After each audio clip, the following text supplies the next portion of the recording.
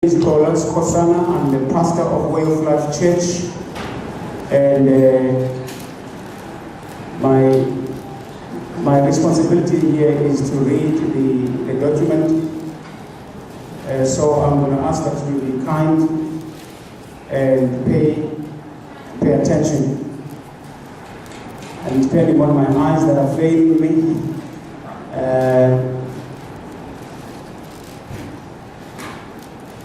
let's see if I can find it. See?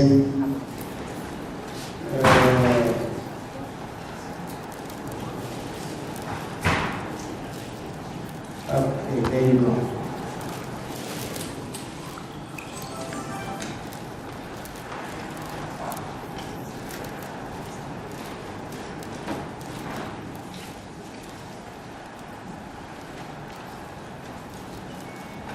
The National Solidarity Consumer Boycott,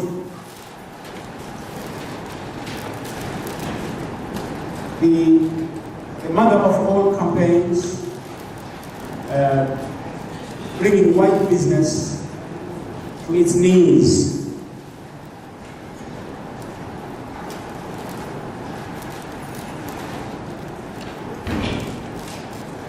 Until both political and business leaders alike acknowledge and redress the racial, acknowledge and redress, I can't see this, losing my eyes. Acknowledge and redress the racial onslaught on black lives and bring an end to white privilege once and for all. The campaign is dedicated to the memory of Bantu Biko, who taught us that merely by describing yourself as black, you started on a road towards emancipation. You have committed yourself to fight against all forces that seek to use your blackness as a stamp that marks you out as a subservient being. You are either alive or proud, or you are dead. And when you are dead, you can't care anyway. So as a prelude, whites must be made to realize that they are only human, not superior. Same with blacks. They must be made to realize that they are also human, not inferior. It becomes more necessary to see the truth as it is.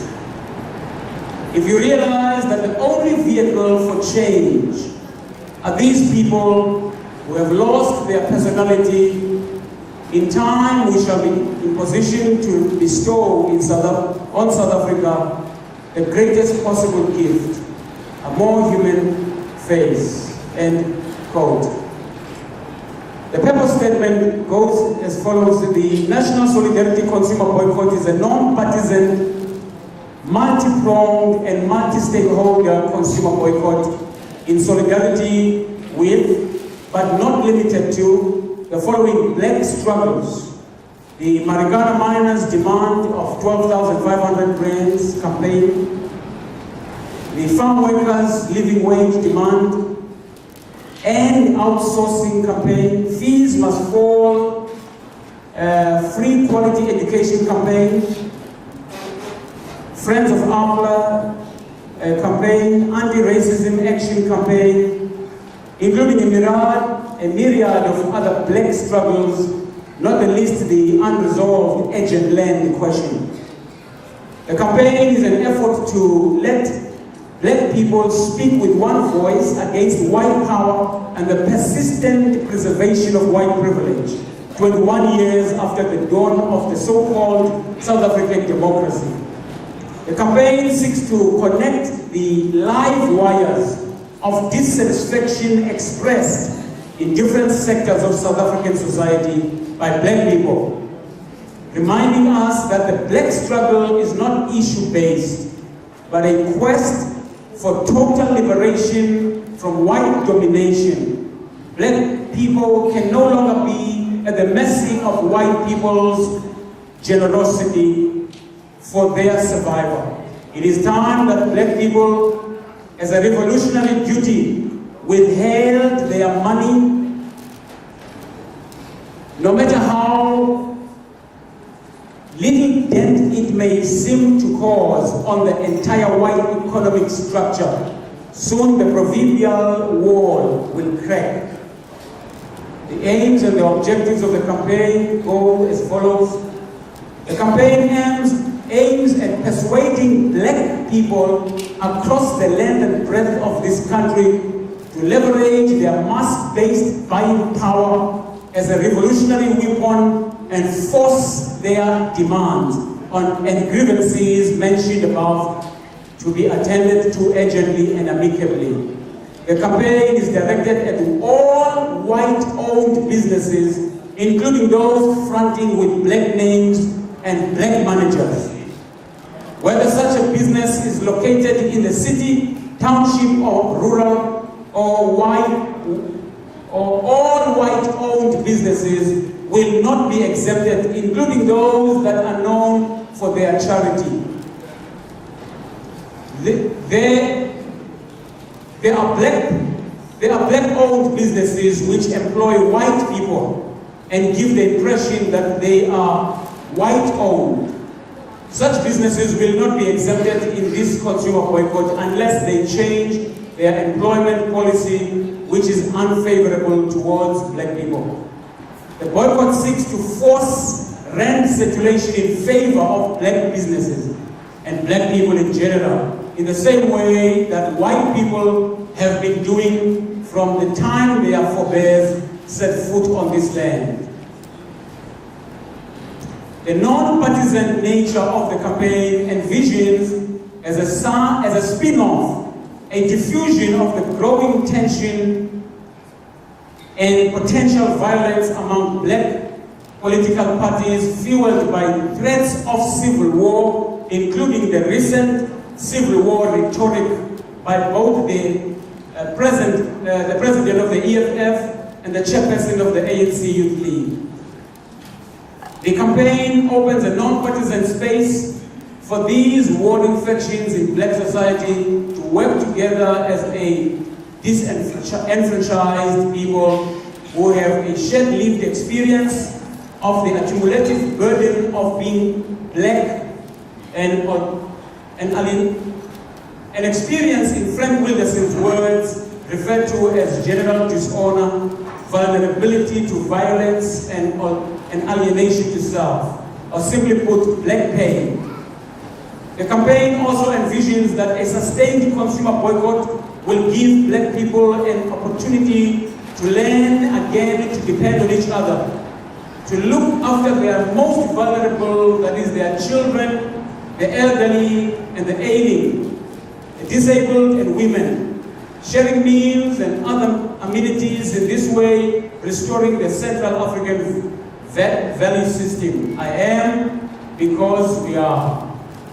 Last but not least, the campaign has the potential to release innovation and creativity amongst black people, which may see new business initiatives started and all manner of social entrepreneurial activities, including philanthropy and self-reliance ventures. There is also an embedded campaign to this.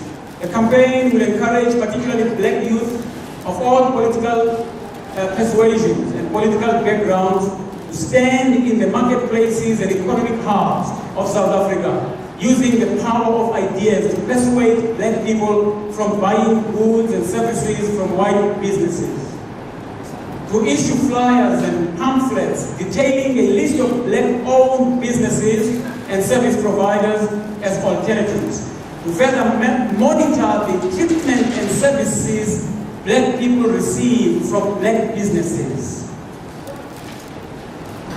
and service providers, that it is of highest standard and that all goods and services, unless proven otherwise, be sought from black service providers. Now, because of this sudden swell of customers towards black businesses, We envisage the black businesses and black service providers, and by black we mean blacks of all shades, including those run by foreign nationals, stand to benefit immensely from this campaign and wish to encourage them to reciprocate the generosity and contribute 1% of everything bought by black people to a national relief and disaster fund. Contributions can be made into the NRDF linked account, which will be made available. Exemption. All early childhood development centers and feeding schemes for elderly and the sick, which rely on white-owned businesses for their food supplies and other essentials, are exempted. The boycott will not include essential commodities such as medication and sanitary pads. People with life-threatening diseases who need to obtain specialized treatment from white-owned service providers will be exempted. Who can join this campaign? We call all religious structures, churches, mosques, temples, etc. to mobilize their constituencies and support the campaign. We call on students in South African schools and universities to rally behind the campaign. We call upon teachers and teacher unions to support the campaign. We call upon sporting codes to rally behind the campaign. We call upon all black professionals in all fields to support this campaign. We call upon all pro-black progressive political parties to rally behind this campaign. All sectors within South Africa, including foreign nationals, please join the struggle for black emancipation. We expect that the political leaders, including business leaders of a country which is already at the brink of an economic recession, will not want to see a sustained battering of the already hemorrhaging economy, that they will hasten to adhere to the needs of our people. The date of the launch, this national campaign is envisaged to start on the 1st of April 2016, and it will continue indefinitely until such a time the organizers of the campaign deem it fit to call it off. It will be a bi-monthly consumer boycott. That means as we begin on the 1st of April, we are going to continue until the end of April, and then we are going to take a reprieve for the month of May and give our people a chance to recover and go back again to it in the month of June. The campaign will begin with a walk of witness and lamenting the hell whites have created for blacks. South African townships and squatter camps a breeding ground for all social ills black people suffer. The walk is set to start in NY 108, Buletu next to Zoli and NY 108. We encourage that such a march be organized in all other provinces to coincide with the one in Cape Town. In the course of the campaign, rallies and communities and community meetings will be called regularly by the organizers and community leaders linked to the campaign. Let me end by a word to white people. This campaign serves as a window of opportunity to white people to redeem themselves, not only to reflect on the violence of white privilege on black lives, but to have the courage to jump ship and commit class and cultural suicide. Like the Syrian army general of old did all in the book of Kings, Naaman, who to give up white privilege and endure the inconvenience and indignity of standing in long lines, buying goods and services from black businesses. In this same way, the Hebrew prophet Elisha brought Naaman down from his high horse, got him to kneel and wash himself in the stinking ditch of the Jordan River. Naaman was plagued with leprosy. In the same way, white people are sick and are corrupted by power.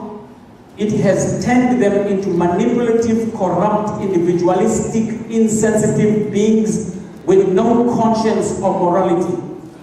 That white people will take up voluntary poverty as a symbolic gesture dispose of their inconvenience and ill-gotten privilege by whatever means necessary, including but not limited to using their disposable income to bolster the campaign's relief and disaster fund, or volunteer to pay wealth tax, as once suggested by Archbishop Emeritus Bishop Tutu. There has to be death of whiteness. That is an end to white privilege as we have known it in South Africa over the last 300 years. The campaign offers an opportunity to white people to choose what form of death will they take. Whites owe a great debt to this country, and if they so choose, can bring alleviation to many black families in this country by simply stop being so selfish and greedy. There is enough for everyone to live and make something of themselves. It is not for us to dictate what whites should do. Ours is to tell everyone that the house, that is Black Lives, is on fire, and carnage has engulfed black society. How white people respond to this is between them and their God. Through this campaign, we only hope that whites, including white business leaders such as Rupert and Oppenheimer, together with black political leaders who are dined and wined by white monopoly capital, will see the error of their ways and the immorality of their privilege and redeem themselves by whatever means necessary. However, black people will no longer wait for white people and their political allies in black society to have an aha moment or an opera-like bar moment. Just as Nico warned, black man, black woman, you are on your own. This is the moment we have been waiting for. An irrevocable tidal wave of protest that will change the face of South Africa for good. I thank you.